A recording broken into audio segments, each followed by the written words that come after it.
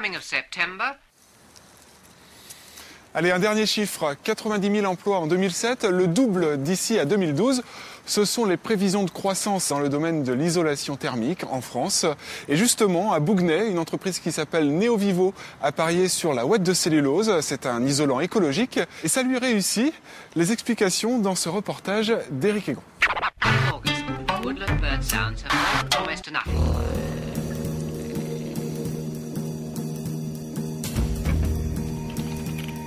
À l'origine, Neovivo est une entreprise spécialisée dans le traitement des charpentes et l'isolation des combles, jusqu'à ce que Norbert Le Ménélec, son dirigeant, décide de changer de stratégie. Depuis 2006, nous avons orienté notre activité vers l'isolation dite éco-durable ou écologique, en utilisant des produits comme la ouate de cellulose et les laines de coton et autres produits écologiques. Une décision prise après un colloque sur le développement durable. Il y découvre que les laines minérales, utilisées communément dans l'isolation, pourraient constituer un risque pour la santé. Il décide alors d'utiliser la ouate de cellulose. La ouate de cellulose, c'est du papier journal qui est recyclé, qui va être trié, moulu, jusqu'à obtention de flocons, comme vous pouvez le voir.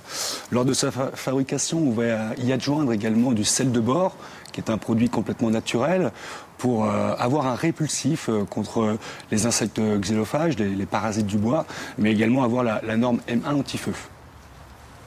L'un des avantages également de la ouate de cellulose, c'est qu'effectivement, on consomme beaucoup moins d'énergie pour la fabrication de cette matière que, par exemple, fabriquer d'autres isolants comme les laines minérales. Donc déjà, à l'origine, à la production, nous faisons des gains d'énergie. Pour Neovivo, ce nouveau matériau est synonyme de succès, à tel point que la part de l'isolation dans l'activité de l'entreprise est passée de 15 à 80% et le chiffre d'affaires a doublé. La ouate de cellulose a joué un rôle d'accélérateur formidable.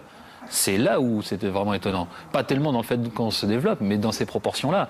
Et puis c'est vrai que chacun dans l'entreprise s'est reconnu à travers ce produit-là. On avait l'occasion de porter tous la pierre à l'édifice de l'attitude éco-responsable. Et malgré la crise, en 2009, Neovivo devrait poursuivre son ascension. On a une croissance sur l'année 2008 par rapport à 2007 qui est encore de 60%, qu'on ne peut pas dire qu'on subisse vraiment la crise. En tout cas, si on la subit, c'est dans un ralentissement de la progression. Aujourd'hui, ce qui est sûr, c'est que dans les temps de crise, là où il faut faire attention à son budget, économiser de l'énergie, c'est certainement une très bonne idée. Actuellement, nous sommes à 220 salariés, plus une population intérimaire d'environ 20%. Et voilà, fin 2009, on pense être autour des 280 salariés, voire 300.